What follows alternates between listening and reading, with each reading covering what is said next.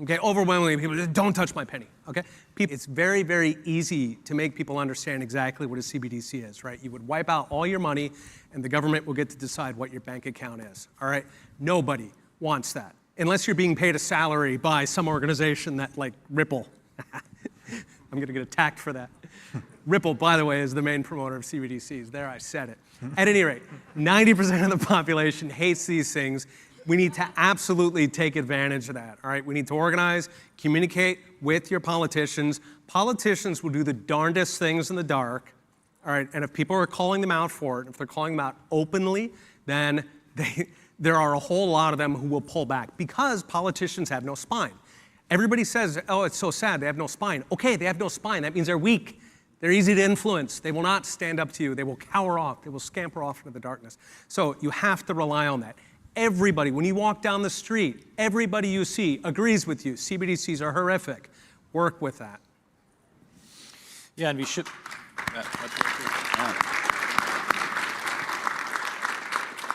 And typically, now, PhD often is not very useful, but I've studied lawmaking during crises. And so you're absolutely right. Robert Hicks was correct. So each time when there's a crisis, politicians generally don't regulate financial markets all that much. But they do once crises happen. But it really shows that during those times, much more laws get enacted in a much quicker time. And they're very lengthy and have a lot of regulation there. And it could be that something horrific happens and people are suffering. And they say, like, we just need to save everyone. But we need to be vigilant about this and really inform ourselves and others. And if you think, like, hey, this might not pertain to you, maybe think again. Right? We never thought it would happen in Canada. But also, I know so many human rights activists, anyone that fights for the rights of people, who stands up for them, who get targeted first and foremost financially. Because once you take the money away from them, you basically have them crippled.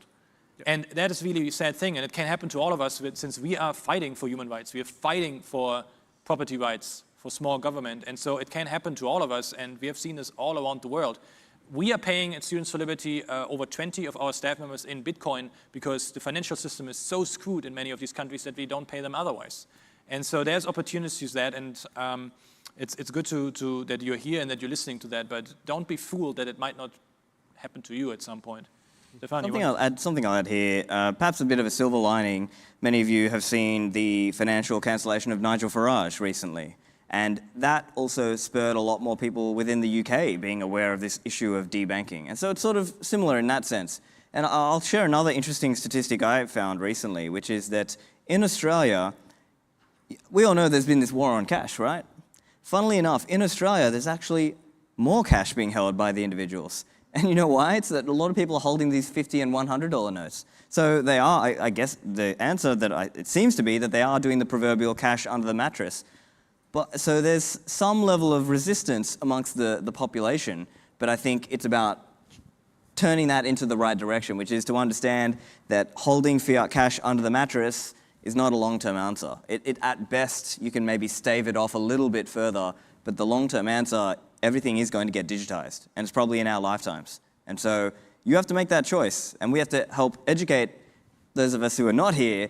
Which kind of money? Do you want the freedom digital money, or do you want the panopticon digital money? Because it's one or the other. You're going to have to choose. I think it's well said, and to Wolf's point, to think that it's not going to happen to you is just ignorance, right? Open a history book. Like, once these tools come out, what's the old saying? You might not be interested in war, but war is interested in you. Like, it's coming. So you have to resist. And I think educating people that, it's the way you save and spend your money is the most important vote that you cast. So even those people that are stashing cash under the mattress, like, that is an act of resistance, but I don't think it's the right act of resistance, because you're still creating reservation demand for the currency that's being counterfeited to impose the CBDC and all the other tyrannical bullshit. You've got to study the nature of money, study Bitcoin, and learn about exiting the system. When you save in Bitcoin, you're basically undermining a system, all the fiat-funded activities, mainstream media propaganda, the mass murder campaigns we call war, and the implementation of CBDCs. You're undermining their ability to do all of that just by moving your savings out of fiat currency. And so what else can you do beyond that? You can educate people, right? You can create digital content, distribute it on social media, you can write, you can podcast. Like the cost of bandwidth is now zero. Your reach can be global for little to no cost.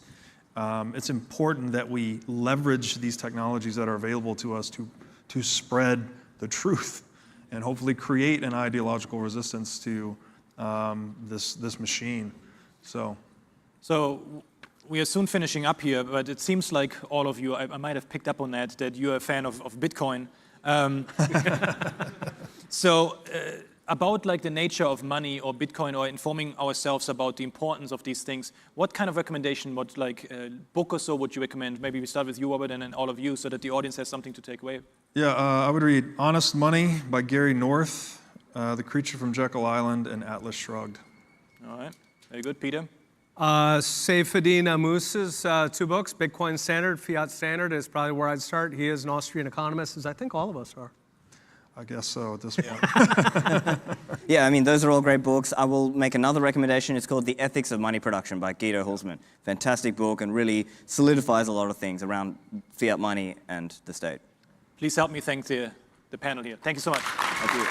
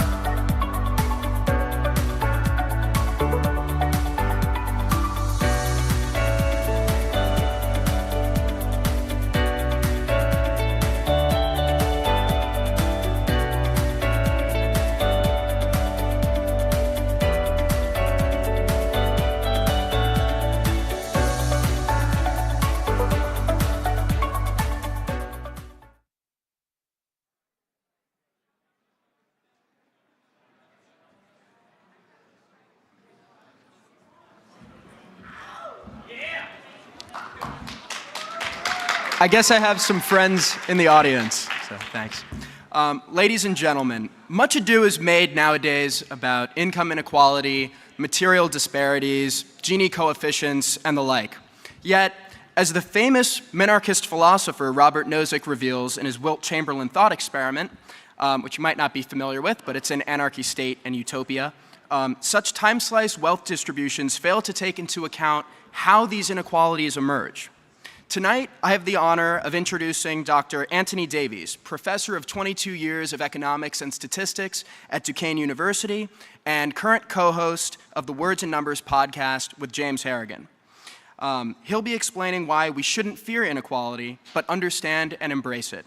So without further ado, please join me in welcoming Professor Anthony Davies.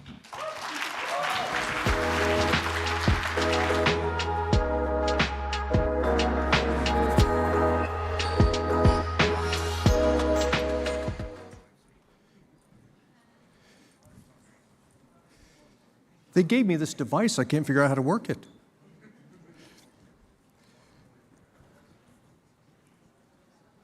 We're not seeing my slides. Hello. I'm going to talk to you about inequality as soon as my slides come on. Say again? How to play. That's not me. Nope. No.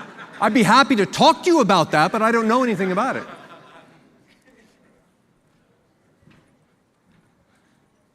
Anybody know a good joke?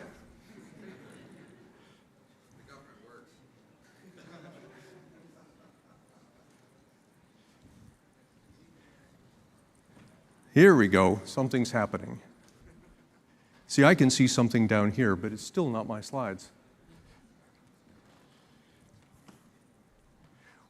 We are, as a society, obsessed with this idea of equality. And this isn't something new. This is an obsession that the founders shared with us more than 200 years ago, when they couldn't get through the first 2 sentences of our first official document without talking about equality. There we go. And if only my slides came on, this would be great.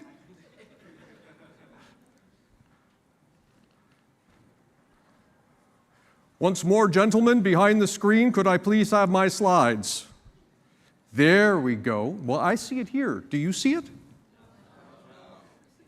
The audience still doesn't see my slides.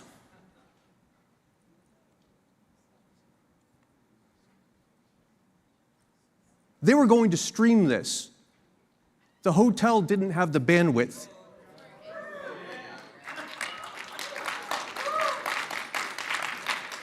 There we go.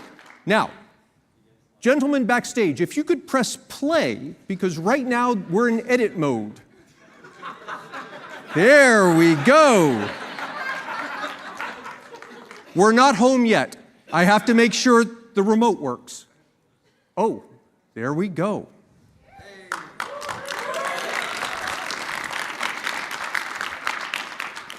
So here we are with the founders who can't get through the first two sentences of our first official document without talking about equality. And they say, we hold these truths to be self-evident that all people are created equal. Yeah, except. That can't be right. I mean, look at yourselves. Some of you are smarter than others. Some of you are more attractive than others. Some of you are stronger than others. Some of you are more talented than others. But all of these differences that you see, this is not what the founders had in mind when they talked about equality and inequality. All of this stuff is diversity. We're all different in very fundamental ways. When the founders talked about equality, they meant that we were equal in the political sense, that no one of us has the right to rule over any others of us without those others' consent. And yet today, when we talk about inequality, what it brings to mind is not the sense of equality in the political sense, but rather this sense of the haves and the have-nots. Some people have much and other people have less. But this thinking of the haves and the have-nots hides an important distinction. That is, there are really two types of equality when you think about it in terms of the haves and the have-nots. There's equality of outcome and there's equality of opportunity. And those two types of equality interact in an interesting way with diversity. If you have a diverse population and you subject them to equal opportunities, those who are stronger, more attractive, maybe born into better circumstances, they will advance farther, and you will end up with unequal outcomes. Conversely, if you take this diverse population and you subject them to unequal opportunities, then you can achieve equal outcomes. The moral of the story is, you cannot be for or against equality or inequality. You can only be for or against a particular combination of both. If you are for equality of opportunity, then you are by definition also for inequality of outcome. And if you are for equality of outcome, then you are by definition also for inequality of opportunity. If you have a diverse population, those two equalities and inequalities will necessarily go together. Now, you might say, okay, yes, but I see the loophole here. All we have to do is eliminate diversity, make everybody the same. The problem with that is look at what diversity has given us. All of the wonderful things we have precisely because you can do things that I can't. And I can do things that you can't. And when you do what you're good at and I do what I'm good at, we can exchange and we both become better off and we get all of this wonderful stuff. So we're back to this choice. You only get one of these types of equality, equality of opportunity or equality of outcome. You must choose. I'm going to make tonight a case against equality of outcome. And I start with this argument that if we're for equality of outcome, then poverty is the easiest way to attain this.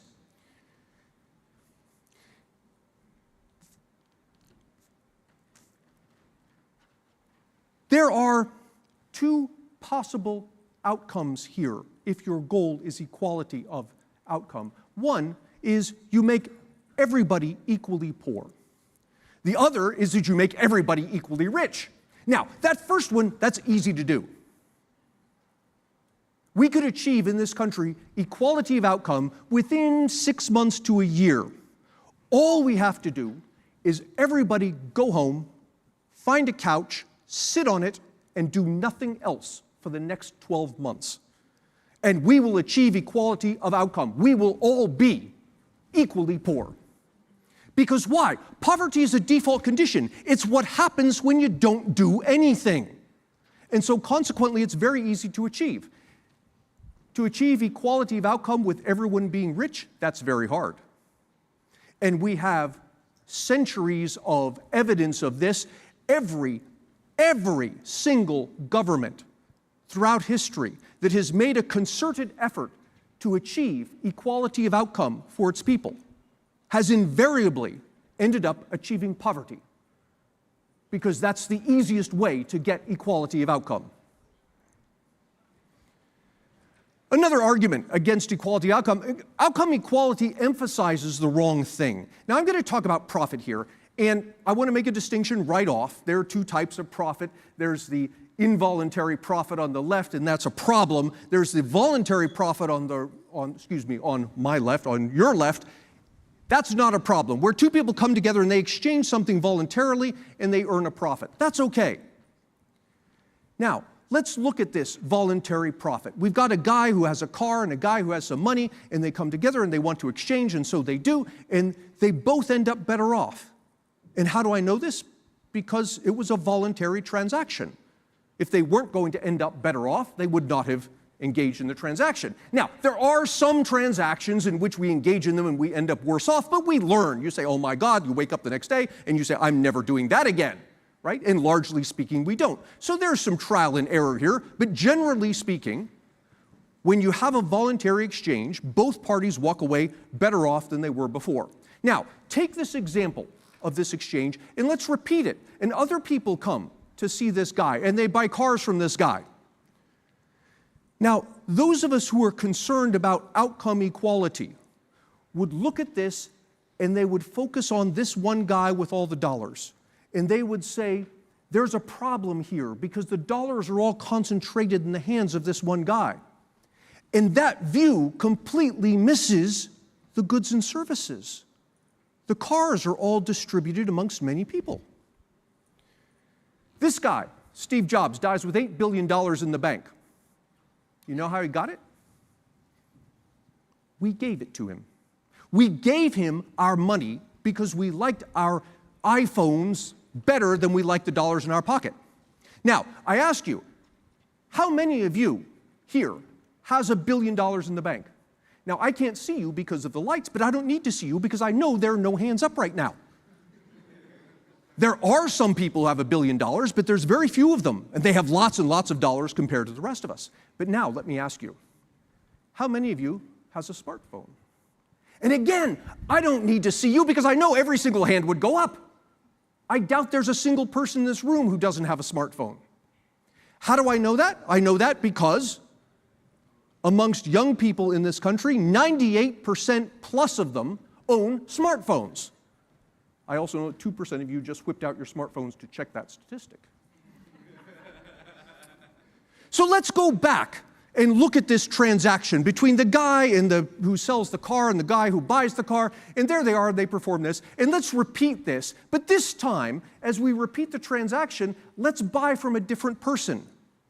And so this second guy buys his car from that second seller, and these other people, they buy their cars from other sellers. And we look at that scenario through the eyes of equality of outcome, and we say, oh, that's good. That's lots of equality going there because the dollars are all spread around. Completely missing the fact that it's the same dispersion of goods. It's the goods and services that matter, not the dollars. Dollars are simply a tool we use to convey ownership of goods and services. And so someone who looks at the world through the eyes of equality of outcome would look at these two scenarios and claim that the one on the left is a scenario of inequality, the one on the right is a scenario of equality. But if you ask the people who are sitting in the cars, yeah, they think they're all equal. We've all got smartphones. They all have cars. Focusing on outcome equality demonizes something good. Here's a guy who's come to live in a community and he does stuff. He paints houses or fixes cars or mows people's lawns, this sort of thing. And he does this for the community and he needs things in return, and he asks in return some food and clothing and shelter. Okay?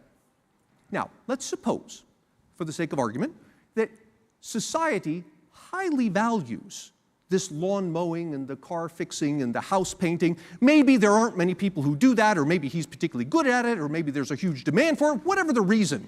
Let's suppose that society highly values that stuff that this guy does.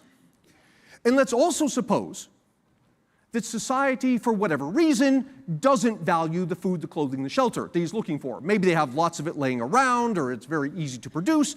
But here's our scenario.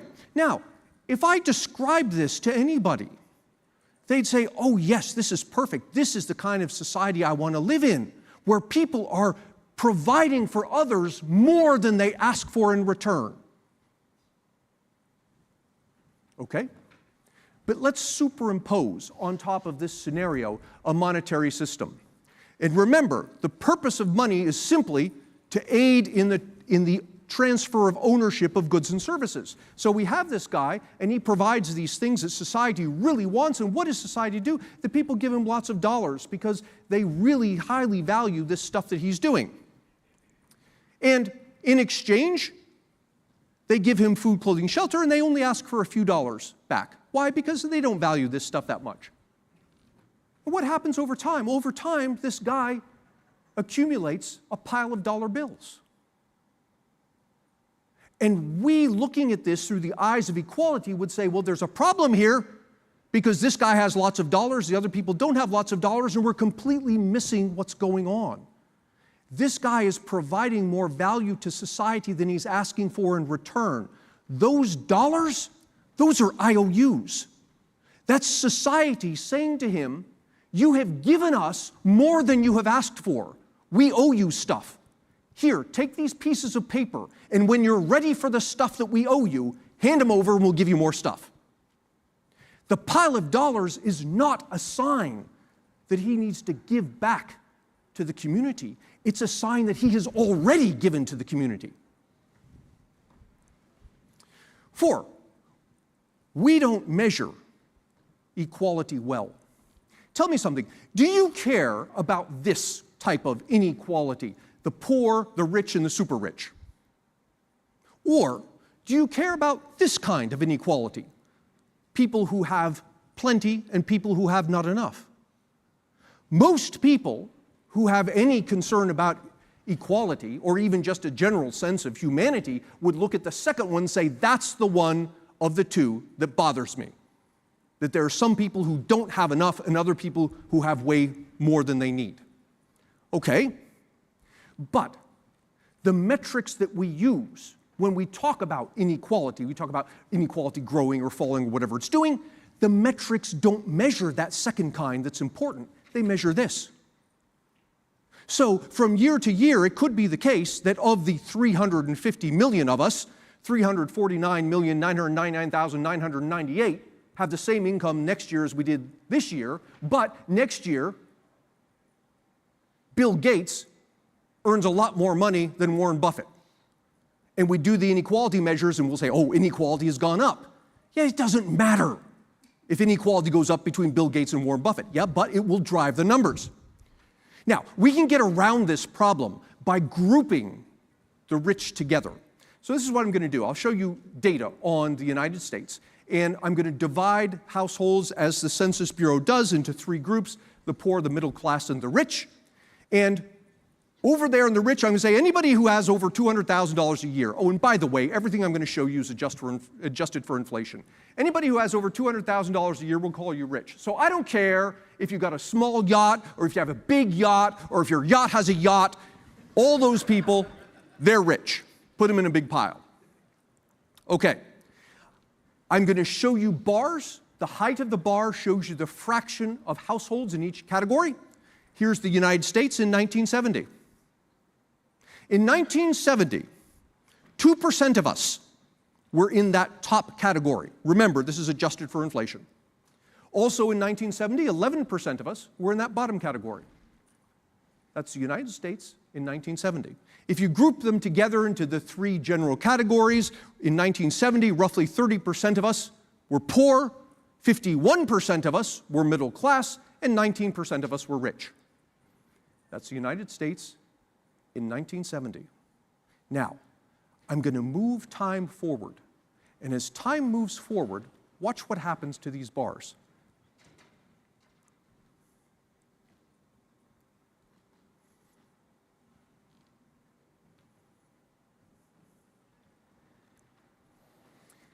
Now, from one year to the next, sometimes they go up, sometimes they go down, but look at the trend.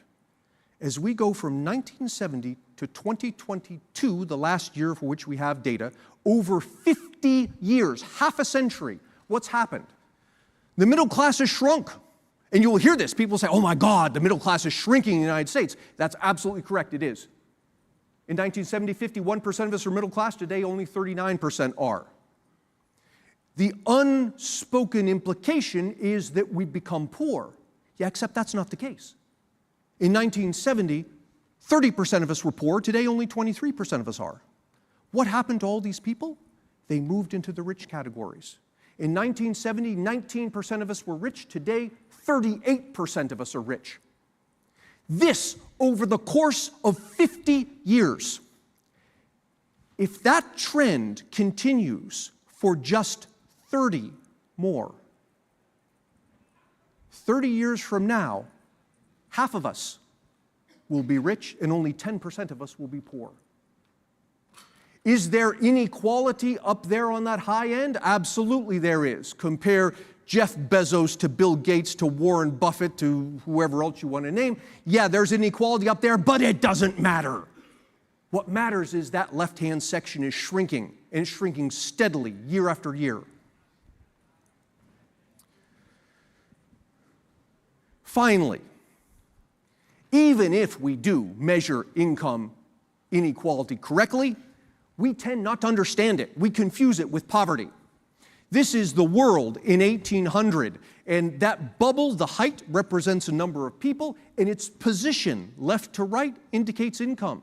So you're looking at the distribution of world income in 1800. And in 1800, oh, and by the way, you see that vertical line there? That's today's official definition of extreme poverty. Again, everything's adjusted for inflation. In 1800, that's how the world divided out. The poor, the middle class, the rich. And look at that. A decent chunk of the rich in 1800 were what today we would call poor. They were living at what today we consider the poverty line. That's the world in 1800. Now, I'm going to move time forward and watch what happens to this distribution.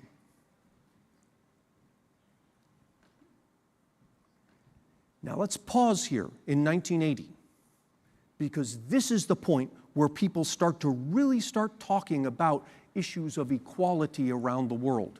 And they looked at this, and what did they see? They saw a tremendous number of poor people over there on the left. The red is largely India and China. And then they looked over here on the right. The yellow is United States, Canada. The green is Europe. And they said, look, we're all rich and all these other people are poor. There's tremendous inequality here. We need to do something. What they were missing is they forgot where they came from. We didn't have a bunch of Chinese and Indians in 1980 who were poor because the rest of us made them poor. We were all poor. Some of us escaped. Some of us remained. Now, I'm not suggesting we shouldn't be concerned. I am, however, putting it into perspective that this was not a situation of one part of the world making the other part of the world poor. In fact, watch what happens as time advances. India and China start to catch up. And where do you end up? You end up here. Think back to the picture I gave you of 1800, where almost all of humanity was below the poverty line. Today, almost all of humanity is above it. Do we have inequality? Of course we do. Look at that big wide bubble there. We've got people who have tremendous amount, people who have less. What do we tend not to have? We tend not to have extreme poverty, not nearly in the way we had it 100, 200 years ago. And often, when we get concerned about issues of inequality, it's not the inequality that viscerally is bothering us, it's the poverty. It's very important that we keep these two distinct. So here we are. In conclusion, we're diverse, and because of the diversity, we're left with a choice. We can have equality of outcome, or we can have equality of opportunity, but by definition, you cannot have both. And I argue that the one that you don't want is equality of outcome. And the reason is because the easiest way to achieve it is to make everybody poor. Focusing on equality of outcome diverts our attention from the thing that matters, that's goods and services, to people have what they need, and focuses our attention on piles of dollar bills. And it demonizes something that's good. It demonizes the very people amongst us who are contributing more to society than they're asking for in return. In the end, we don't measure it correctly anyway, and when we do measure it correctly, we misunderstand what it is we're looking at. We think it's poverty.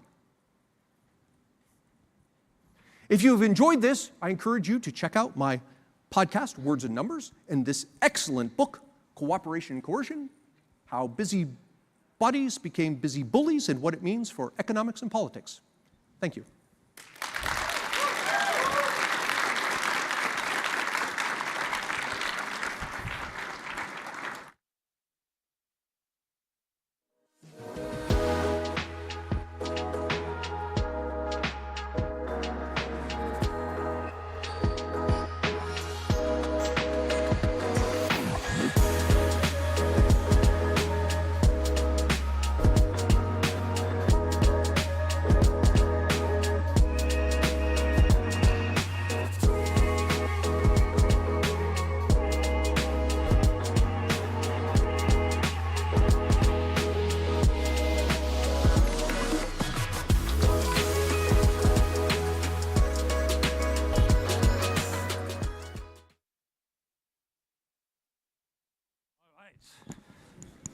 I'm back again. I wish I could do like the Arnie accent, you know? I only have the German one, I don't have the Austrian one. The reason why I'm here is because I want to introduce a special friend of Students for Liberty. He is a distinguished senior fellow at the Cato Institute, and he had over 4 decades as the Vice President of Public Policy, as a president also at Cato. And he wrote the books The Libertarian Mind, A Manifesto for Freedom, and he was also the editor of the Libertarian Reader.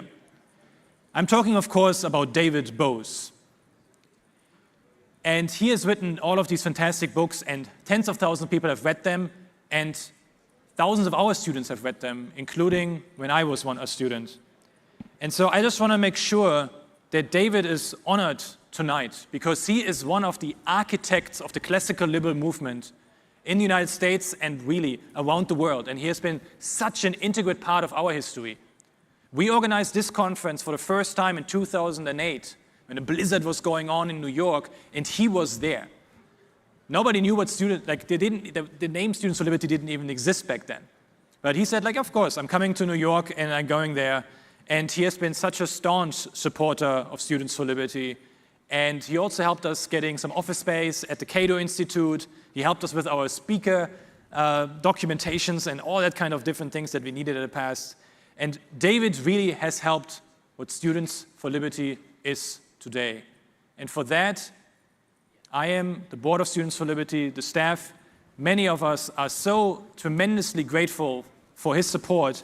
And David has turned 70 just a few weeks ago, and he will be celebrated also at Cato on Sunday. So with no further ado, ladies and gentlemen, the one and only David Bose.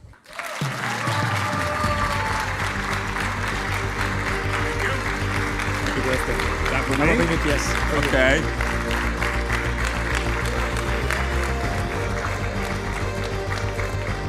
So David, my team brought you coffee and a bunch of other goods from different African countries and different Latin American countries. Ah. I'll leave it up to backstage, but it's all for you. But now, Okay. walk the audience. Thank you. See you. Ah, those lights. Thank you, Wolf. Thank you to Students for Liberty. I'm so glad to be back on a Students for Liberty podium. I was the first outside speaker at a Students for Liberty podium 15 years ago at their organizing conference. Glad to be back here. Too often, libertarians and also conservatives believe that we are actually on the road to serfdom. I want to give you a more optimistic view along with a warning and a challenge. For millennia, I'm going to start with some history. For millennia, with few exceptions, the world was marked by despotism, slavery, hierarchy, rigid class privilege, and literally no increase in the standard of living over hundreds of years. And then the Western world experienced the Enlightenment, a new perspective on the world based on reason, science, and belief in progress, and freedom. And the ideas about freedom eventually came to be known as liberalism. Human rights, markets, property rights, religious toleration, the value of commerce, the dignity of the individual, life, liberty, and the pursuit of happiness, peace, human flourishing. And that brought about what Deirdre McCloskey calls the great fact of human history, the enormous and unprecedented growth in living standards starting around 1800 in the Western world. And these ideas spread to more aspects of society and more parts of the world, and they gave Europe a century of peace and progress. Roughly 1815 to 1914, peace in Europe. The great fact spread from northwestern Europe and America to the rest of Europe, to Latin America, to parts of Asia. Liberal ideas were never perfectly realized. When they faded in the late 19th century, we got World War I, trade war, the Great Depression, and World War II. And some countries endured the horrors of communism and National Socialism. Mercantilism, cronyism, bigotry and discrimination, political murders, authoritarianism plagued and still plague parts of the world. And even in our own country, in my own lifetime. And the interesting thing is, most of these things are no longer true in your lifetime. But in my country, in my lifetime, we lived with military conscription, 90% marginal income tax rates, wage and price controls, restricted entry to transportation and communications, indecency laws, and Jim Crow. It's a lot of change. Progress has been happening. After World War II, a renewed commitment to free trade, international rule of law, and constitutional liberal democracy brought about another long period of great power, peace, and prosperity. And the spread of property rights and market institutions to China, India, Latin America, and even Africa has brought more than 1 billion people out of extreme poverty in just 25 years. More and more of the world is respecting equal rights for people regardless of color, gender, religion, sexuality, or language. Equal rights based on our common humanity. And it was our liberal ideas that brought that about, and we should take pride in that. Of course, now we're more likely to call those liberal ideas libertarian, but our job is not done. We face the rise of illiberalism on both left and right in the United States and around the world, with threats to liberty, democracy, trade, growth, and peace. And so it remains to us to defend the constitutional order of our republic, to remind people over and over of the wonders that America has produced, how rare freedom and abundance have been in the world, and the rules that are essential to their continuance. You learn, there was a book some years ago called Everything I Know I Learned in Kindergarten. Well, everything you need to know about politics, in a way, you learn in kindergarten. The fundamentals of freedom, the fundamentals of civilization. Don't hit other people, don't take their stuff, and keep your promises. If you apply those rules, you'll have a prosperous and peaceful society. And one more idea you wouldn't think needed to be said. We libertarians, most of us Americans, are liberals. Liberalism is a universal creed. We believe that all people are endowed with inalienable rights, that among these are life, liberty, and the pursuit of happiness, not just some people. And that idea is incompatible with political ideas based on blood and soil or treating people differently because of race or religion. And so when you see self-proclaimed freedom advocates talking about blood and soil, or helping a would-be autocrat overturn an election, or talking about LGBT equality as degeneracy, or saying we shouldn't care about government racism against black people, or defending the Confederacy and the cause of the South, or joining right-wing culture wars and supporting politicians who want to use the state to fight their enemies, or posting Holocaust jokes and death threats on Twitter, recognize that for what it is. Speak up, fight back, tell people that's not America, and it's certainly not libertarianism.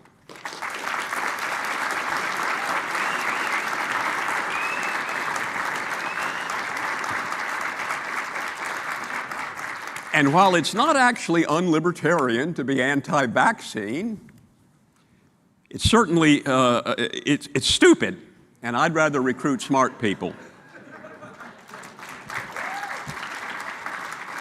Can you believe that there are people who think an environmental extremist, tax-hiking, gun-grabbing, big spender who's also an anti-vaccine crank would make a good Libertarian Party candidate?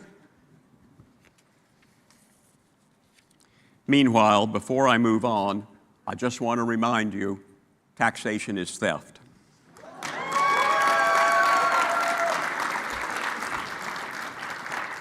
We libertarians spend a lot of time talking about what we're against: high taxes, unnecessary wars, crony capitalism, overcriminalization, treating people unequally because of who they are. And we should talk more about what we're for. As our Cato Institute mission statement says, individual rights, limited government, free markets, and peace. But more than that, we're for those things because they help us achieve abundance and social harmony, and human dignity, and human flourishing. We want everyone to flourish, to be free, to pursue happiness in his or her or their own way. I'm always happy to quote George Washington's letter to the Newport Synagogue. It's a little bit of archaic language. It is now no more that toleration is spoken of as if it was by the indulgence of one class of people that another enjoyed the exercise of their inherent natural rights. For happily, the government of the United States gives to bigotry no sanction, to persecution no assistance. End quote. Libertarian ideas are radical, yet deeply rooted in Western tradition. We've been fighting, we have a record to be proud of. We've been fighting ignorance, superstition, privilege, and power for several centuries. And it is to those ideas and that struggle that we owe the best parts of our civilization. More often than libertarians often recognize, we live in a world of freedom and progress. Imperfect freedom and imperfect progress, to be sure, but real. We have extended the promises of the Declaration of Independence, life, liberty, and the pursuit of happiness. I say that a lot, I like that phrase, to people to whom they had long been denied. Around the world, more people in more countries than ever before in history enjoy religious freedom, personal freedom, democratic governance, the freedom to own and trade property, the chance to start a business, equal rights, civility, respect, a higher standard of living, and a longer life expectancy. And it is libertarian ideas and libertarian-minded people who have made that happen. We need to fight for those gains, especially here in America, where the right and the left are battling over who gets to do the most to destroy liberty. I was asked once by some skeptics what the most important libertarian accomplishment ever was. I thought for a moment and said the abolition of slavery. Okay, they conceded, name another. Now, I thought if you had the abolition of slavery on your resume, you're ready to meet your maker. That's pretty good. But I thought more carefully, and I said, bringing power under the rule of law. That was a revolutionary achievement. Constitutions, divided powers, consent of the governed, all of those things help to constrain the natural human instinct to gain power over others. And constraining that instinct for power is our revolutionary achievement. But it's still incomplete. It's what the levelers and John Locke and the American founders fought for and the abolitionists. It's what the protesters in 1989 against communism fought for. It's what our friends in Russia and China and Egypt and Ukraine and Hong Kong fight for in challenging circumstances that we never face. It's what we fight for. But nothing is guaranteed. Ideas we thought were dead are back. Socialism, protectionism, ethnic nationalism, anti-Semitism.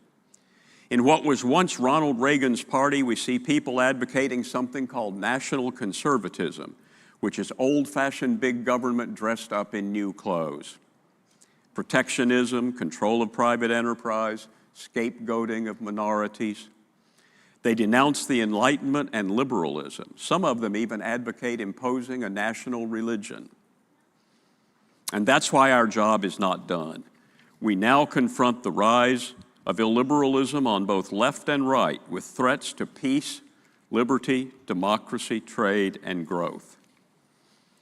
Our ancestors have faced similar challenges. Imagine the American revolutionaries who thought they could take on the most powerful military in the world. And yet they dared, and they won, and they wrote a Declaration of Independence that is the most eloquent piece of libertarian writing in history, and then they wrote a Constitution that did the things I'm talking about, putting constraints on power, dividing it between the three branches, dividing it between the two houses of Congress, dividing it between the states and the federal government. All of those kinds of things are classical liberal ideas that were first really brought forth here in America, and that's our heritage and that's our legacy. But it keeps coming back. We had the abolitionists who had to fight tyranny as well. You know, there are some people who disparage talking about slavery. It's over, that's good, we should be proud of that, but we should also remember that people who talk about the good old days, or there was more freedom in the 19th century, 4 million Americans were held in chattel slavery, held in bonds before the Civil War. So it was not exactly what you'd call a free society. And we could go through a lot of other things too, the restrictions on women's rights. God knows restrictions on gay rights wasn't even something people thought of, but people who were gay knew damn well they should keep it quiet. Closer to our own time, in the 1940s, in the darkest days of war and a growing welfare state, 3 remarkable women stood up to challenge the establishment. Isabel Patterson, Rose Wilder Lane, and Ayn Rand warned Americans that we were losing our founding values and freedoms, and they launched a movement. And some writers have said, why was it women who stood up? Where were the men? What were they doing? Well, there were men. The year after, all those women wrote a book in 1943.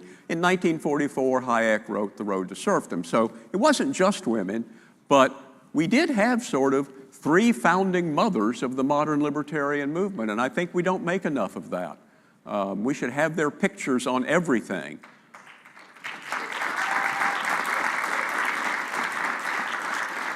I just read Tim Sandefur's book, Freedom's Furies, about these three women. And one of the things I kept noticing was everything he quotes from Isabel Patterson, it's like things we say today about big government. She anticipated it all, or maybe we got it all from her, even though we don't know it. So that happened in the 1940s, and they started a movement. In the 1970s, in the face of government's three great accomplishments, Vietnam, Watergate, and stagflation, great scholars like Hayek and Friedman criticized the government's economic policies. And along with some younger scholars, some of whom are now older scholars, whose names you've heard, they changed them. And they launched another movement that restored a lot of American economic freedom. Not all of it, and some bad things kept happening, but we did make a lot of progress over the few years after that in repealing a lot of bad economic restrictions. And now it's your turn to pick up the banner of liberty. Don't let it go. Fight illiberalism and authoritarianism wherever you find it. Extend liberty to more parts of the world and more parts of life, and make the 21st century the most liberal century yet. Thank you very much, and good luck.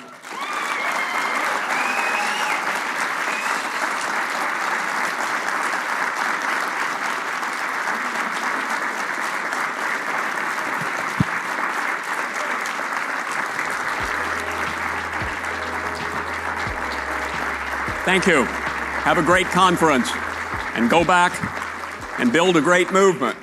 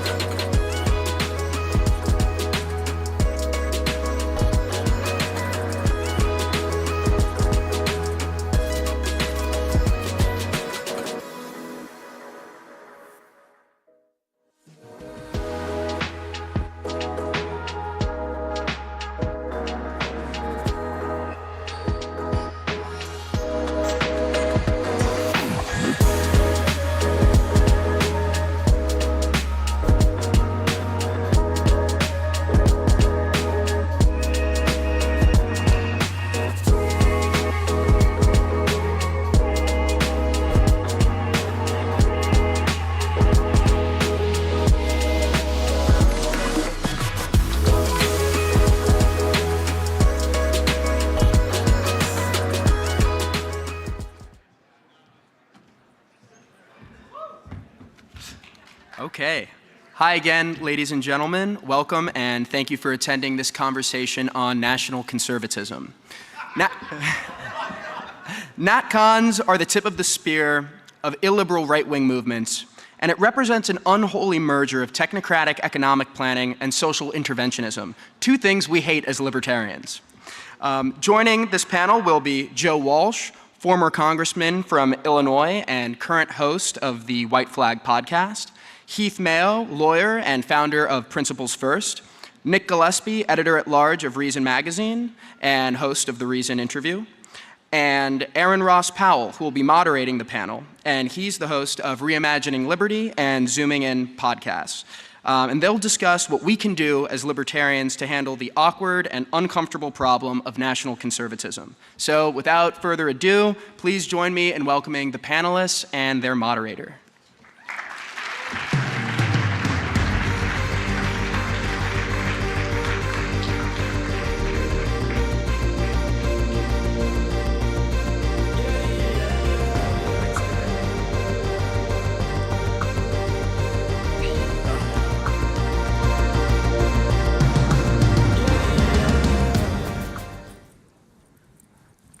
Welcome. Thank you.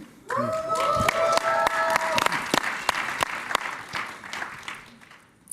going to start by asking the question, why are we talking about conservatism at a conference on libertarianism, given that libertarianism is not conservatism and conservatism is not libertarianism?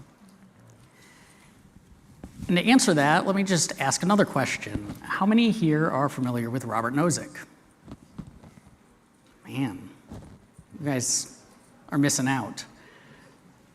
Nozick has this famous line in his famous book, Anarchy, State, and Utopia, about liberty upsetting patterns.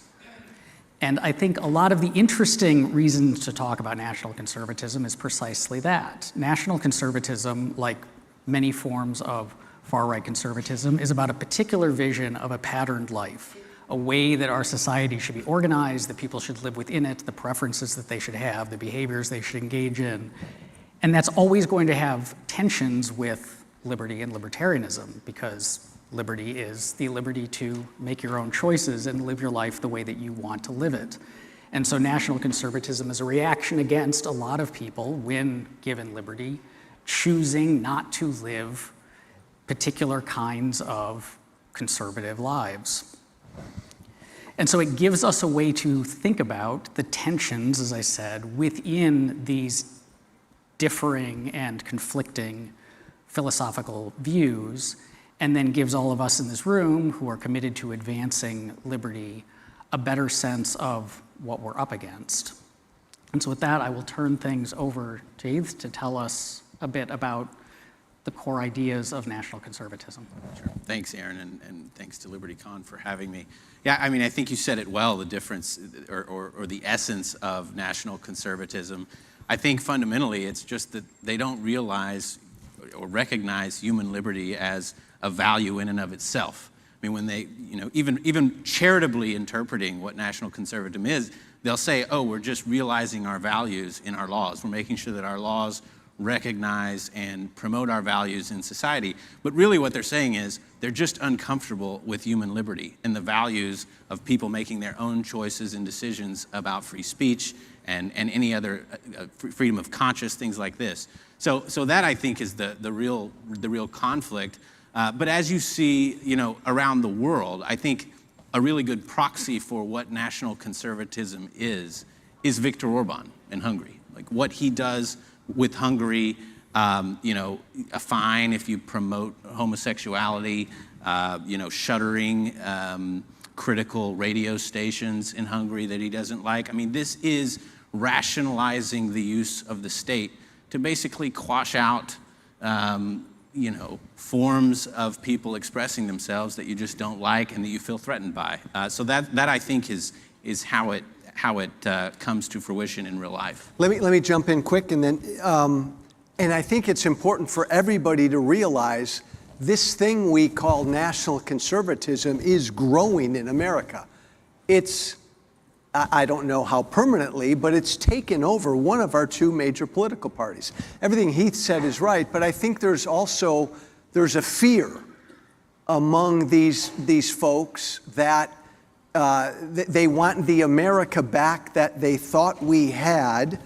They've kind of given up on democracy and freedom to give it back to them, to get it back for them, so they look for government, a strong man to kind of do it. And this mentality has taken over the Republican Party, certainly. I will answer your opening question, Aaron, in a second, but first I just want to very quickly sketch out the two things that I have, the two things I think are wrong about national conservatism. And the first is that it's nationalistic, and the second is that it's conservative. Okay, and let me explain this a little bit. I am a patriot. I love America. My family has only been in America for about 100 years. My grandparents emigrated from Ireland and Italy. And I won the lottery when they managed to squeak through Ellis Island. And I don't mean to diminish any of the 59 other countries people are attending from, but I love America because it is a country that is not based on territory, it's not based on ethnicity, it's not based on where you come from, it's based on an idea of what David Bose was talking about, aspiring to life, liberty, and the pursuit of happiness, and trying to perfect that vision.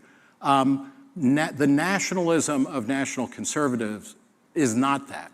It is, my parents and my grandparents were able to leave a world in which they were told you can only follow one possible vision. There was a master plan, and you were either with the program or you were done.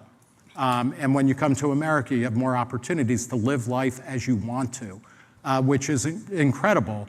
And you can be a patriot without being a nationalist. And I think this is something that libertarians are good at that we don't talk about enough.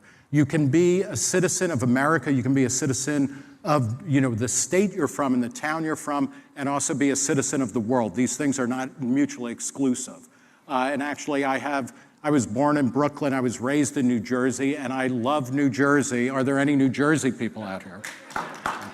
I will speak slower for you, but so this idea, what national conservatism posits a nationalism, as Joe was talking about, where it's like there is one goal. We have one meta-narrative, one overarching goal that we're trying to get to, and you're either with the program or you're an enemy. That's wrong. That is so anti-American, it's ridiculous, right? The other thing, though, is the problem with national conservatives is that they are conservatives. And this is from a libertarian point of view. I didn't come to libertarianism from the right or the left. I grew up reading Reason magazine, and then the laissez-faire books catalog. I got Cato papers and all of the other stuff. But conservatives stand athwart history yelling, stop.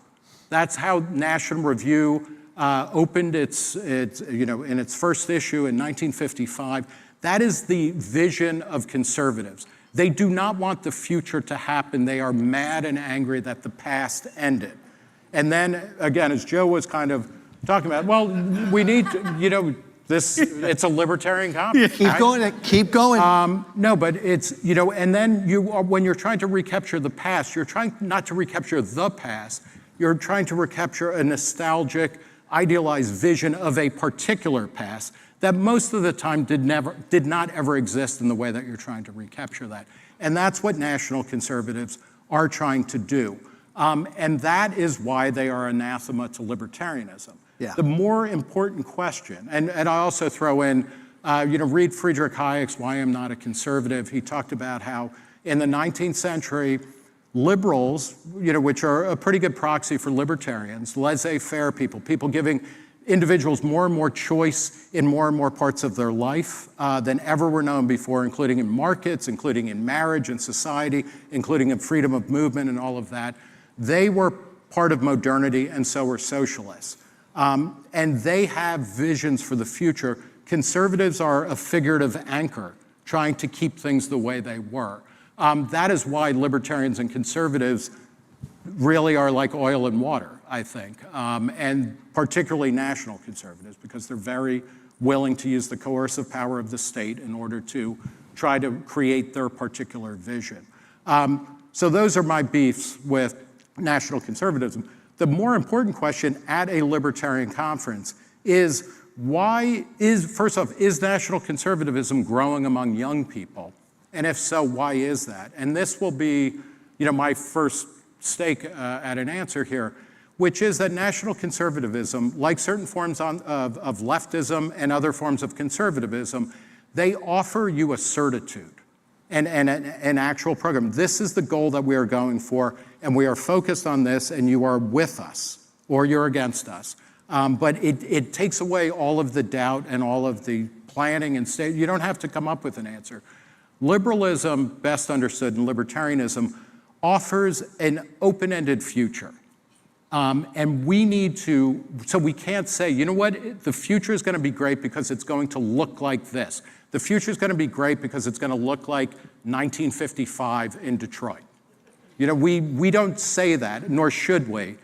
And we need to do a better job of articulating what does freedom bring, how does it work, why it is scary, because you don't know if it's going to work. Creative destruction is a beautiful thing, and it also discombobulates virtually everybody. We need to get people to be resilient, to have a deep appetite for creative destruction, to know The world that you live in at any moment in time might be gone in 5 years. And if we're free, if we're a free people, it will be a better world. But that's scary. We need to give more examples. We need to live the lives that we want to live, build the companies, the communities, the religions, the traditions that we want, and bring people with us. So that's... It's second everything Nick said. This national conservatism, it's a reaction, and again, I think it's taken over the Republican Party, my former party, I think for a while, and it's a reaction to the left in America that always used government to get an agenda achieved. The right in America, which generally thought of ourselves as more limited government, more freedom-based.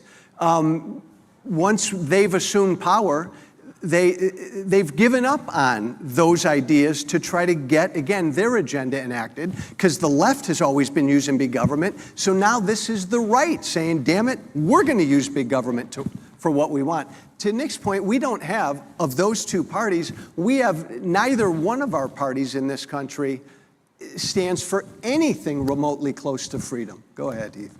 Yeah, I mean, I guess I'm a little bit more optimistic than Nick about the common cause between libertarians and conservatives understood in a way that's slightly different from the way that Nick has framed it, which I agree, by the way. I do think national conservatism, the conservative part of national conservatism, is very much geared towards conserving some long-lost period in American life. I think there's another version of conservatism that is more compatible with libertarian values and liberal values, and that is conservatism that conserves the classically liberal foundation of the country, the rights-based individual freedoms in the Bill of Rights, in the rule of law, property rights. Those things are all part, I think, of a conservative agenda, because conservatives, at least from my perspective, it's easier to tear things down than it is to build things up. So to conserve the institutions that have protected our rights, that have protected, property, the rule of law, kept us from harming each other with our court systems. Those things are good. Separation of powers, they limit government, they increase human freedom, and if you're conserving those things, I think we do have common cause in this room and between those two movements. And the last thing I'll say, because there is this problem politically of the popular nature and the growing popularity of national conservatism, we got to figure it out. We got to figure out an answer quick, because like Joe said, liberty is not on the ballot in November. It's not going to be on the ballot. And I think it's actually an optimistic time to be a young person who is a liberty-minded person, because our political lanes are just in a state of complete chaos and flux. And people keep talking about redefinition, and I think we're still kind of stuck in this rut with the two parties. But I think there's going to come a point in the not too distant future where everything is up for grabs. There needs to be a coherent, politically popular and trustworthy answer that people can get behind, because like you said, that's the recipe for American success. Creative construction, innovation, adaptation. We can't just wall ourselves off and protect ourselves from competitive forces in the world. We have to compete. We have to get out there and innovate and invent. The thing that I like about conservatism, or that I find value in, is an interest in the past, and learning from the past and knowing the past, including things like knowing why do we have separation of powers, what is the history of the United States, both in its own terms and in terms of world history, what is the alternative that it offered to a world.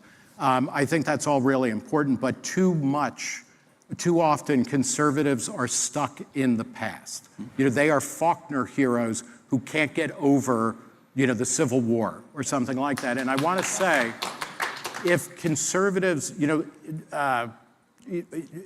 the post-war era, conservatives were against every social and cultural innovation and many economic innovations that allowed individuals to decide what they wanted to eat, what intoxicants they wanted to take, who they wanted to sleep with.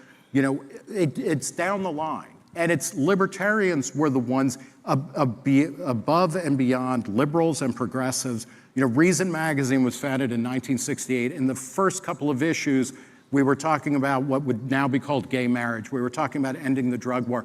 We were talking about rethinking an interventionist foreign policy at the peak of the Cold War. We need to be focused on the future. We need to be focused on coming up with institutions that are informed by the past, but that give individuals more and more choices, knowing, and this goes to your point, Aaron, or, you know, at the beginning, knowing that 99% of everybody is going to make decisions that you hate. Yeah. You know, it's like living in a dorm and your roommates all have terrible taste in music. That's not a bad place to be, especially if everybody is free, and then you can make your own music, you can listen to your own music, et cetera. That's a beautiful dream, and we need to be selling that and mapping it onto the absolute lack of idealism among young people today, or the sense that they have inherited a world of ashes. You know, part of, I think, what our task here at Students for Liberty and among the libertarian movement more broadly is not telling young people that their feelings are wrong, you know, that, you know, but showing through, you know, persuasive evidence that, you know what, this is a great time to be alive. You know, you are more likely to live longer. You have more individual freedom. You have more cultural freedom. The whole world, all the culture of the world ever created is at your fingertips. We need to start selling that, then explain how that happened and how we supercharge that and how we bring that to everybody else, and how you will be able to find individual meaning the minute that you are willing and able to create it on your own with the people around you. And I think I'll be interested to see what my colleagues think. We're in a funny place. Again, I hate to always talk about politics, but look at this. The greatest country in the history of the planet, and we've got 200-year-old Joe Biden running against you know who. I mean, think about that. But I think when this election, and neither party and neither candidate represents anything even remotely close to what all of us in this room believe in. Oh, and also probably a plurality of Americans. Yes. You know. Thank you. Agreed. I think the dam will break after this election. And I think, and I want to believe, there's going to be a real market movement and a real kind of uprising and a real political realignment in this country. Because Nick's right, most Americans are not right now where what these two parties are articulating. I think one thing that might be helpful in clarifying this is potentially distinguishing conservatism from the right. That we tend to use those two words as synonyms, but I don't think that they are, because one of the things about Trumpism, and then one of the things about, if you listen to the National Conservatives, they have incredibly radical ideas. They want to institute a trad Catholic theocracy, tear down our institutions. So that doesn't in sound the name of conservative. tradition, they would blowtorch everything Yes. here and demolish. I mean, there are French revolutionaries talking about what I want to really do is bring back the medieval church. And by the way, don't laugh. Well, laugh. Go ahead and laugh. but we're right. If the mindset of this Republican Party right now has its way, they're moving toward turning America into a Christian theocracy. Continue. I interrupted. So I think in that regard, you can say that you can be very far right and not conservative, which I think is what we're seeing. You can also be, and I think this would describe what you were talking about, Heath, you can be a liberal conservative in the sense that you have a view of certain institutions and traditions that undergird liberalism, and I want to conserve those, and I don't want to move very quickly and accidentally break things. I wanted to ask, though, because we're about halfway done, we all seem to agree that this is a threat, that there's a danger here, both politically, electorally, but also ideologically, as the spread of these ideas, they grow in certain sectors. But if we're going to respond to it, we have to answer the question of why now? Why is this happening now? Because as long as there have been youth, their kids have felt like they have to make their way in the world. They don't like the old world. They want to create the new. It's a scary thing. This is not the first time that young people have felt disillusioned about the state of the world. And as long as there's been history, there have been people yelling for it to stop. So what has changed in the last 5, 10, however many years to supercharge this particular movement as opposed to seeing it? And like you mentioned, the left using government, it's been doing that for over a century. So what is happening now that's causing this? I have a couple of thoughts about that, and one is in Joseph Schumpeter's Capitalism, Socialism, and Democracy, which was published during World War II, he saw the end of capitalism. He was a critic of Marx, and he said Marx was right that capitalism would destroy itself, but he was wrong about why. Marx thought all of the money would go to the 1%, and then everybody who was being exploited would finally realize they're being screwed, and they would rise up and revolt, et cetera. And he said, no, that's wrong. What happens in capitalism, and he was writing in the 40s, that capitalism increases wealth production so much. There's a line which I'll butcher where he said, the signal achievement of capitalism is not making more silk stockings for queens, it's for bringing them in the reach of factory girls. Everybody becomes wealthier and wealthier, and society starts to take wealth production for granted. And parallel to this, there is an intellectual infrastructure that builds up, which attacks capitalism as crass and as vulgar, as unnecessary for wealth production. And after a few generations, you forget that wealth is not a given. Wealth is the rare thing in human history. So you build up a kind of cultural infrastructure or superstructure that is antagonistic to the economic base of society.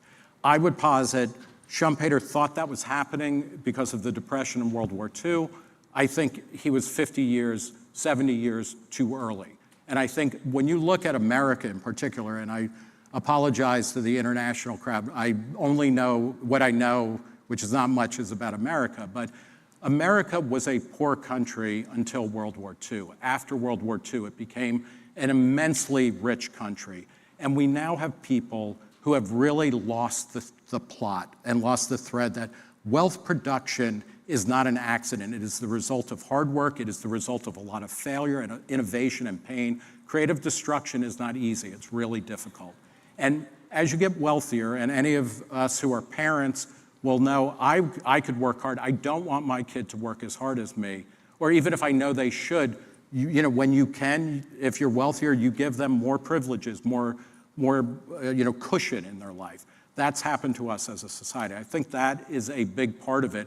The other thing is that in the wake of the end of the Cold War, the United States dropped, we no longer have a unifying narrative. We don't have a national story that we can tell. These are always mythic, and they are not oftentimes accurate, but they're kind of right. And America had a story to tell about this is a place where you could come and do a lot of things you weren't allowed to do otherwise. You could define yourself and find yourself and recreate yourself over and over again. We were a nation of immigrants. We will take anybody in, et cetera. We don't talk about that anymore. Many of us are anti-immigrant. We don't have a good story. Identity politics, has come in to say, well, the real character of America is that it is the most racist, homophobic, sexist country ever, and we're going to fix that by making people pay for being so bad. And we'll sort people on identity levels, and some people like that. It had an insurgency. I think it's starting to fade. National conservatives are kind of doing the opposite, or conservatives more broadly. There is one identity, and that's it. We have managed to massify, existential angst. We now live in a world where you have to define your own meaning on a daily basis. All the old institutions have broken down. They've broken down for good or bad reasons, but they're gone. We need to recreate them. We have the means, the motive, and the money, but we haven't caught up with how do we teach our young people in particular. This is an ongoing process to find meaning. You will always be in a state of becoming, and you want maximum freedom in order to do that. One quick point, and then jump in, Heath. Aaron, you asked what can we do about this, and it is a growing threat of national big government, intolerant conservatism, whatever you want to call it on the right. What can we do about it? I think there's a great opportunity in America right now. We're living in a populist moment, I believe, and we all in this room may have different opinions on populism.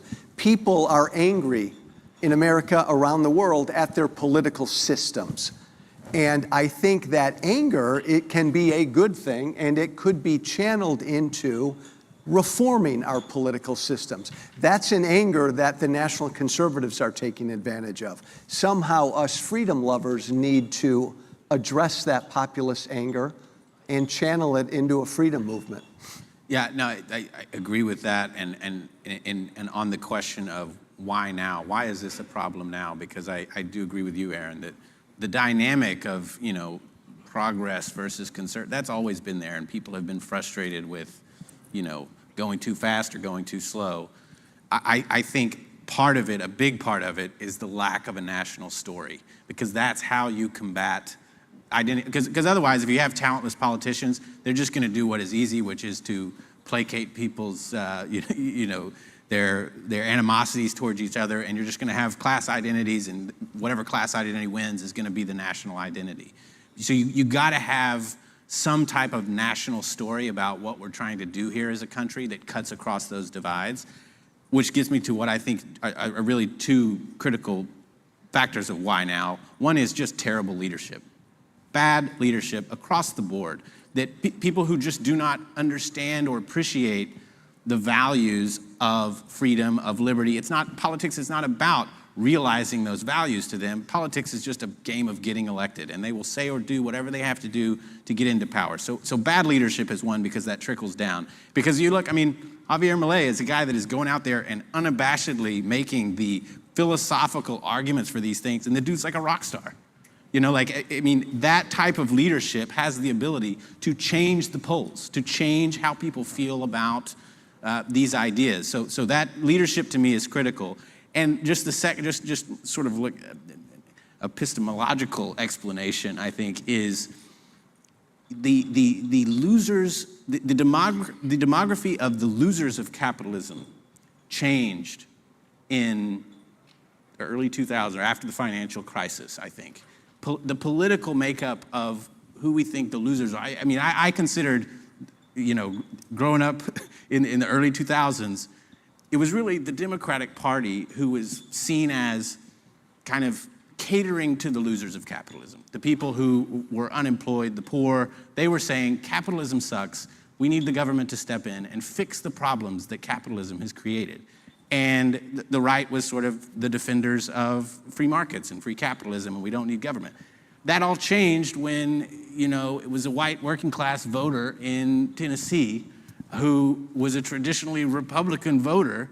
Now all of a sudden, there's this challenge. Do I continue to defend the merits of capitalism because I believed in it? Or was just doing that because the person that I was preaching to already agreed with me? So that, I think, is an interesting, it's an interesting dynamic, and it shows the fact that the leaders who were always saying these things didn't actually believe in the principle of it. They just liked it because it was convenient to get them elected with the groups that they were preaching to. So that, I think, is a problem. I think you need principled leaders who actually believe in these things and understand them, because that's the only real way you communicate inspiration, and you actually lift people's eyes up to what we can be as a country. And understand how bad it's gotten in America right now. Yeah. The right and the left now in America are unabashedly, publicly pro-big government. At least back in the day, the right kind of was quiet about it. Now they're both out there saying, damn it, we're going to use government to do this. It's a scary place.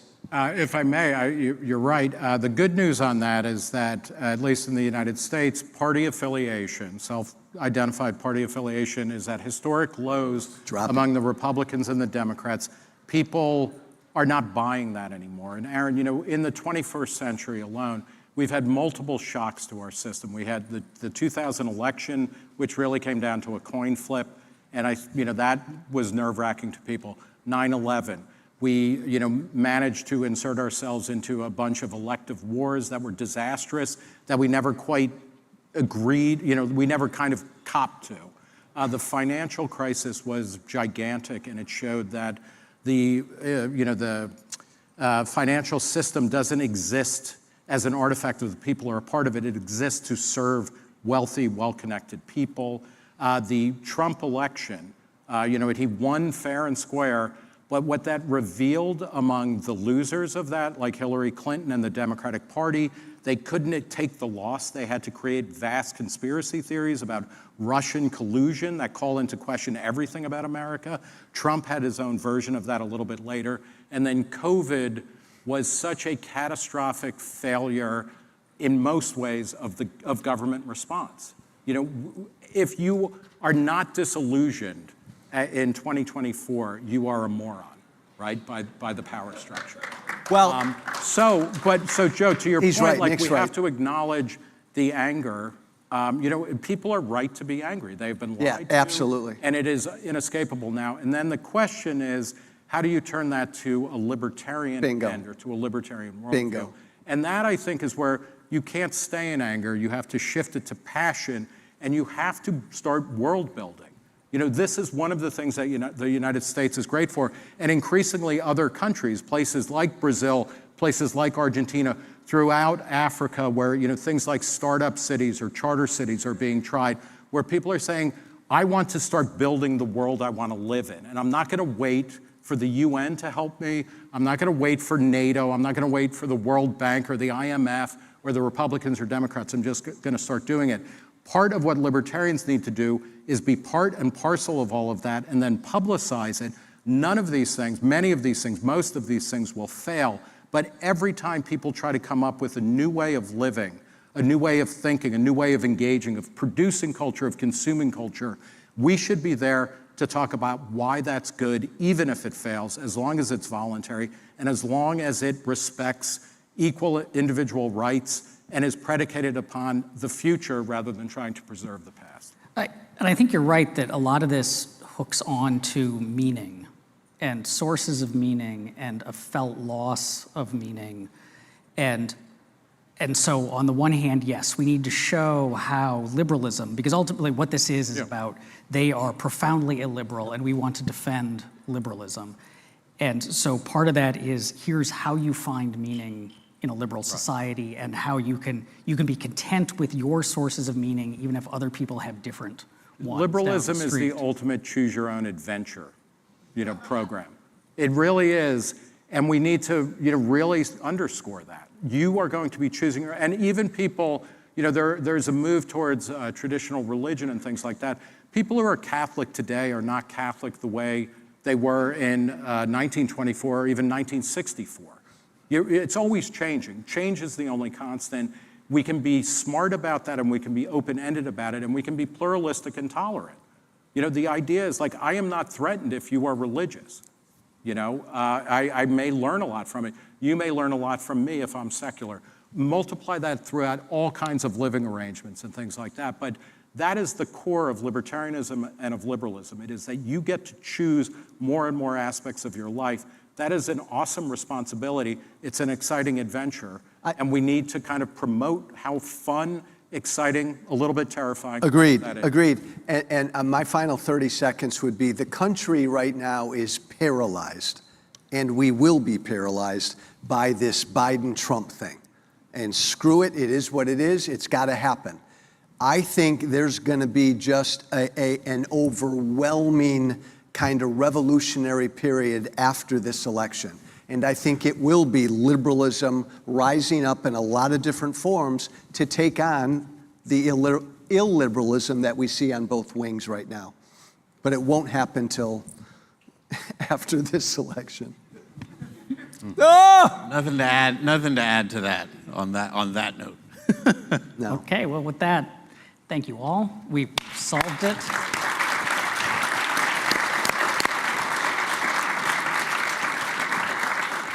And I'll just say to all of you out there, like, go out and defend these ideas and values. They matter a lot, and they're going to matter throughout your lives and your children's lives, and it's worth fighting for. Yes, absolutely. Thank you. And you're young. I'm old. You're young. Thank you, everybody.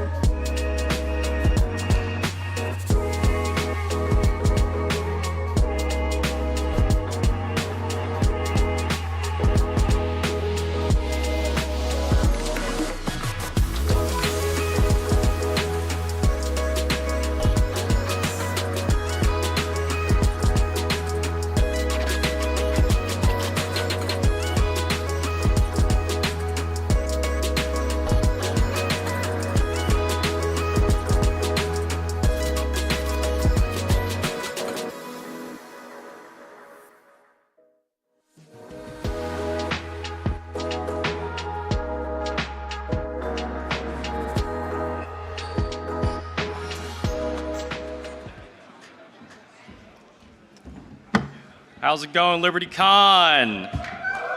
Yeah, I got one more fantastic speaker for you all before you guys can go and have the amazing drinks provided by our gracious sponsor, Americans for Prosperity. So don't want to keep you guys too long, but I will say we have an amazing speaker coming up. She is actually one of my top intellectual influences, and I know that's not a lot coming from a 25-year-old law student, but you know, that's just my opinion. Deirdre McCloskey is the Distinguished Scholar and the Isaiah Berlin Chair of Liberal Studies at the Cato Institute and the author of 24 books and over 400 academic and popular articles. Her work specializes in the case for optimism in liberal societies, and indeed it's the pessimists who say that we need government intervention to solve society from the ills from disease, impending doom, war, social decay, etc., etc. Deirdre McCloskey wrote in 2014, quote, "For reasons I have never understood, people like to hear about the world going to hell and become huffy and scornful when the idiotic optimist intrudes on their pleasure," end quote. Deirdre is here to tell us that there are indeed reasons for optimism and that the future and in the end, humanity will prevail if we stay true to the principles that have allowed us to be successful. Everyone give it up for our last speaker tonight, Deirdre McCloskey.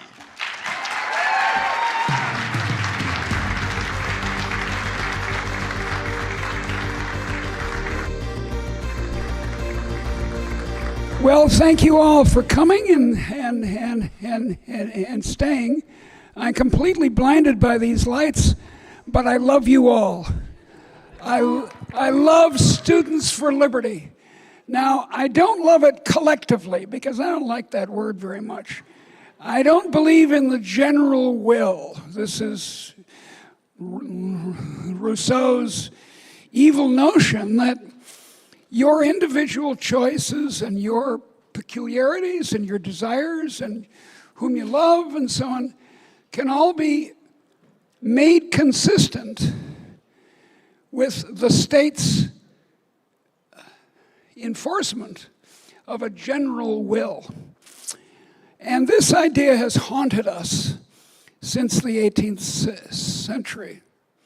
It's the spring of European socialism and fascism, both, and this idea that the collective is superior to you.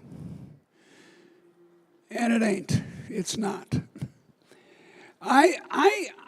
When I was your age, I was a Marxist. I was a socialist. I'm very old. I'm 81 years old, so, you know, there you are. And if you do the math, you'll see that it was in the 1960s that I was your age. And to be progressive, to be wanting to help the poor, wanting to change the world in a way that was desirable, like freeing black people and colonial people and so on from oppression. It seemed very simple. You became a Marxist. You became a student of historical materialism. I didn't ever join the party, but that was the idea. And it took me a long time to get over that. It's in fact a quite common 20th century biography for people to start on the left and end up, well, sometimes on the right. But I don't think that what we do here is on the right. I don't think we're right-wing. I don't think we're conservative. I have friends who are conservative. I have friends still on the left. But we're liberals. We float above, we have a sort of a treehouse over the left-right spectrum. I think there are basically two ways that people become libertarians or liberals. Either they read Marx when they're 18, or they read Ayn Rand when they're 18. And I didn't read Ayn Rand. I went the Marx way. But I don't think 18 years old is a good time to choose your lifetime anything. your lifetime partner, your lifetime occupation, your lifetime politics, honestly. In my own case, it's not even a good time to choose your lifetime gender. I waited until I was 53 and had been married for 30 years. But we liberals, this position that both routes come to, are very simple-minded in a way. We don't have some complicated conservative or progressive theory of history. We have a very simple set of principles. The most important principle that I would emphasize for you is equality. Now, usually our friends on the left are the ones who claim the equality word. Either think of a race. I was a jogger once for a long time, and I used to race sometimes, but I would always come in last, so it was somewhat unhappy. But anyway, you race in a race, and as Ecclesiastes, the very strange last book in the Hebrew Bible, says, the battle is not always to the strong, nor the race to the swift, for time and chance happen to all. Now, the counter-narrative in socialism from the left and Marxism is that we'll make you equal at the finish line. This is equality of outcome. And it's a deep and attractive prospect. We all come from families. And in a family, we're indignant if the children, at least, are not all treated equally. The Cinderella problem, right? You want equality of outcome, say in how much you get to eat, in a family. And we say, well, let's make the society like a family and have equality at the finish line. A more common version of this is equality of opportunity. For a long time, I, like all other sort of nice people who want other people to prosper, believed that we should try to achieve equality of opportunity. But the trouble is that if you give that 2 minutes of serious thought, it took me four decades to actually do the 2 minutes, but if you give it 2 minutes of serious thought, you see that equality of opportunity is unattainable. Now, we know what's wrong with the economics of equality of outcome. It results in everyone starving. If you don't use incentives in the economy to get people to offer, to make exchanges with each other, because you're all going to have the same income at the end. So if you're a brain surgeon or a street sweeper, you get the same income. That's not going to work well. And then you think, well, no, equality of opportunity will get people all at the same starting point. But apply the 2 minutes of thought. And you notice that some people are smarter than I am. A considerable percentage of this audience is. Some percentage of the women here are more beautiful than I am. Well, not too many, I admit. No one here is older than I am. I was born in the United States. Someone else is born in South Sudan. I chose my parents very carefully. I deserve tremendous credit, I think, don't you? That I should get higher income than most of you because I chose a father who was a Harvard professor and a mother who was an opera singer. Now you can see that that's much better than your parents. So I should earn more than you do. But the point of the joke is that you can't achieve equality of opportunity.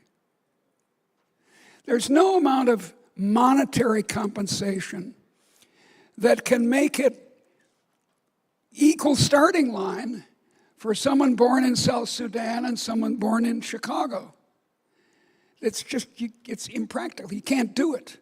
Now look, I'm not against financing, having you and me taxed to pay for poor people to go to elementary school. I'm willing to do that, and I'm willing to make some gestures in this way of equal opportunity, certainly equal opportunity between men and women, but again, that too can't be achieved, as my student Claudia Golden, who just got the Nobel Prize in economics, says, entirely, because we're different.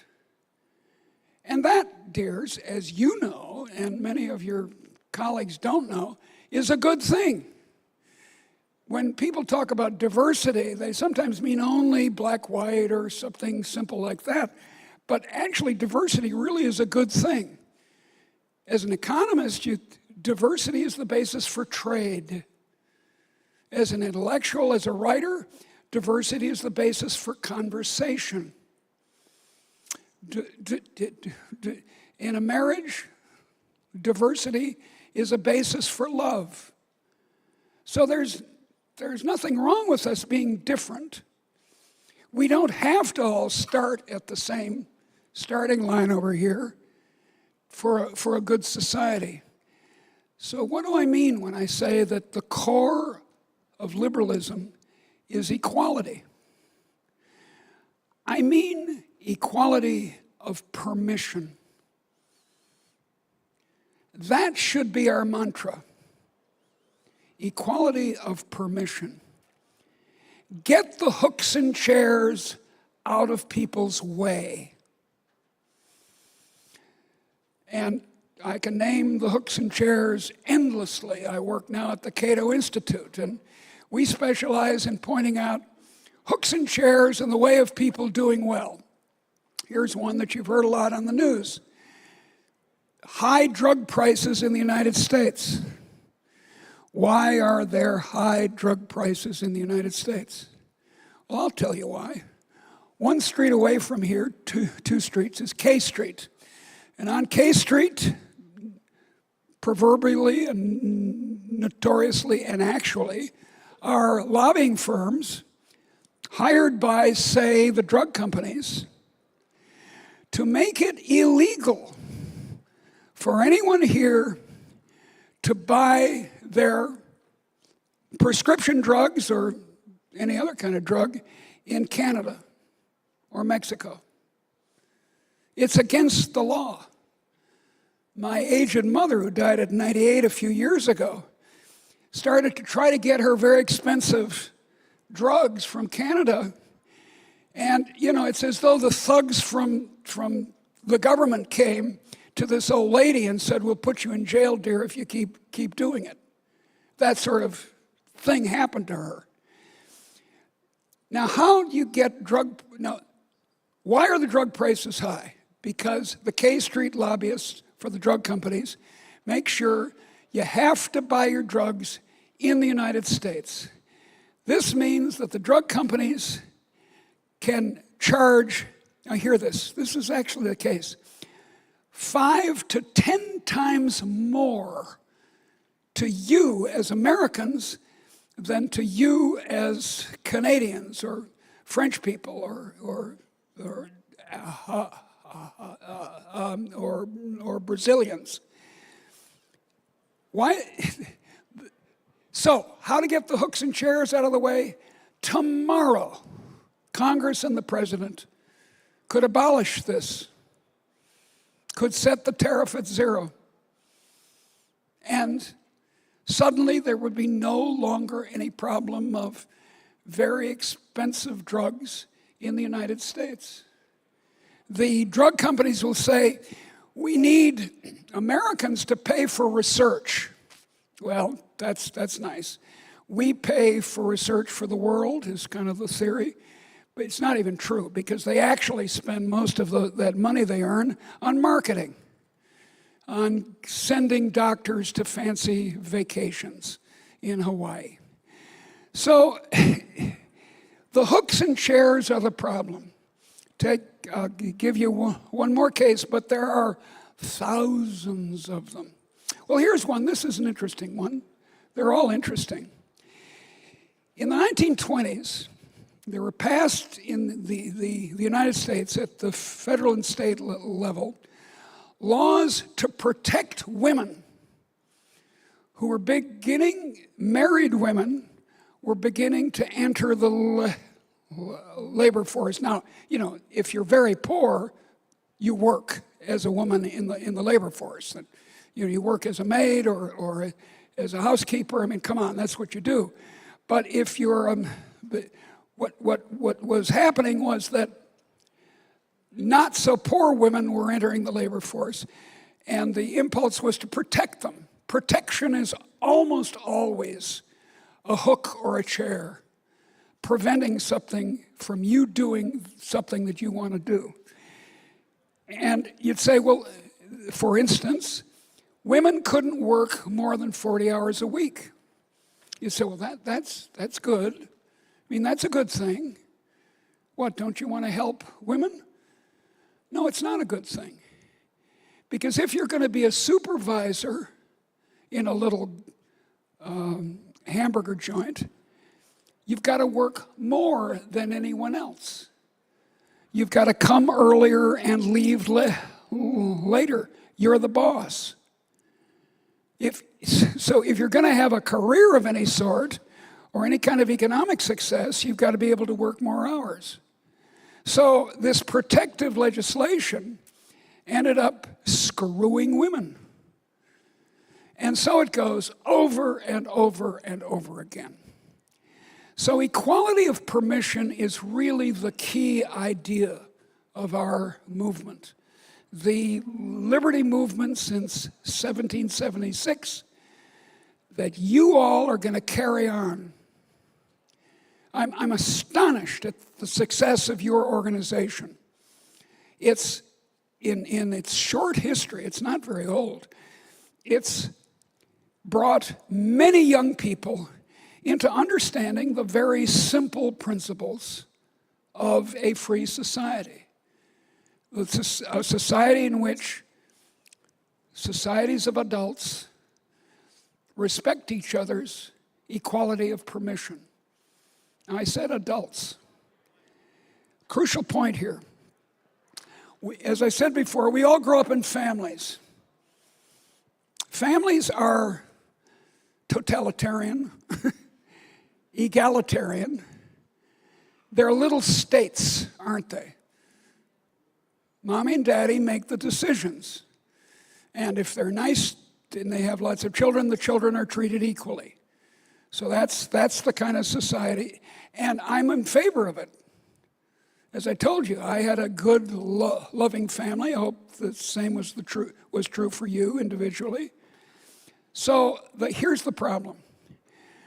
We take this institution, which we all love and admire and should, and is necessary for any kind of society, the family, and we say, well, now look, let's make the big society into a little family. Hey, we'll just keep being family for our whole lives. And what's wrong with that? That sounds all right. Sounds like a great thing. No, it's not.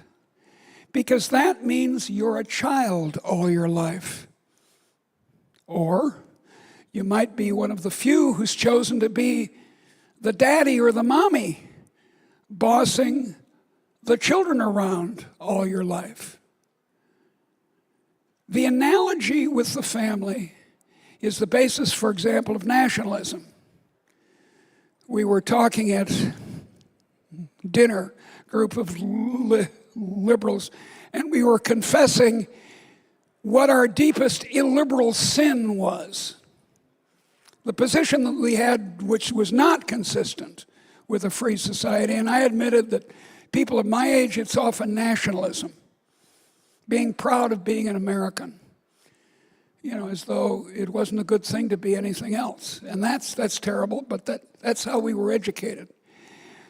And the problem is that nationalism is the idea we're going to make this family with der Führer, Il Duce,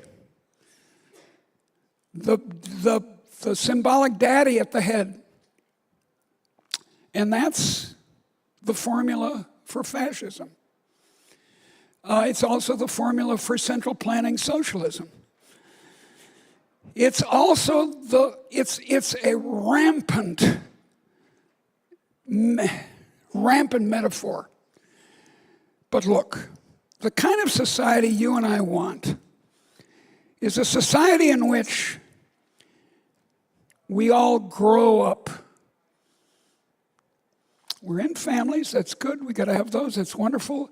And then we leave the families and start our own little families. And in the meantime, at your age especially, we have equal friends. We have egalitarianism among friends. And then we grow to adulthood. We start taking responsibilities. This sounds like an old person's rant. Take responsibility, you young people. Come on, shape up. No, that's not quite what I mean. It just means you want to be an adult. Every young person wants to be what she can be. And what you can be as an adult should be your choice, not the choice of the state or your parents or anyone else. So that's the point. Liberalism, then, is adultism. That's what it should be called. Because all the other political philosophies, the nice ones like being a sweet left-wing, leftish, not too far, Democrat, the nasty ones like being a Trumpian, the really nasty ones like being an out-and-out fascist, the equally nasty ones of being a convinced Marxist. All those treat people as children. One more word here. I've told you about equality of permission. I've told you about the family metaphor. I've told you about adultism. One more word is, I've forgotten it. Let's see, I have forgotten it actually. Let's see. Well, look, what happens when you apply equality of permission and you become adults is that everyone respects everyone, peace breaks out. You know, a lot of modern politics, especially these days, is based on hatred. I suppose I could use, here's the final word. The word is love. Our political philosophy is the philosophy of love, not hate. I just finished a book on theology and economics. I'm a Christian, I'm an Episcopalian, and most of my libertarian friends are appalled by this. They're all atheists, but that's okay. I still love them. But the point is that Christianity and liberalism can go together. Because the basic idea in Christianity, which was so shocking to the pagan world, is to focus on love. Loving even your enemies. Even that cousin of yours like mine who's a Trumpian. So in short, we've got the best set of cards. We've got the best arguments. We've got the best emotions. We should succeed in this. It's happened before. The world became more liberal after the invention of liberalism in the 1700s. It can happen again. You do it, kids. Thank you.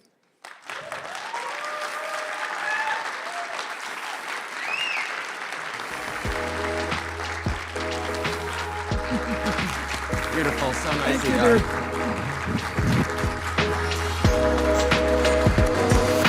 Wow.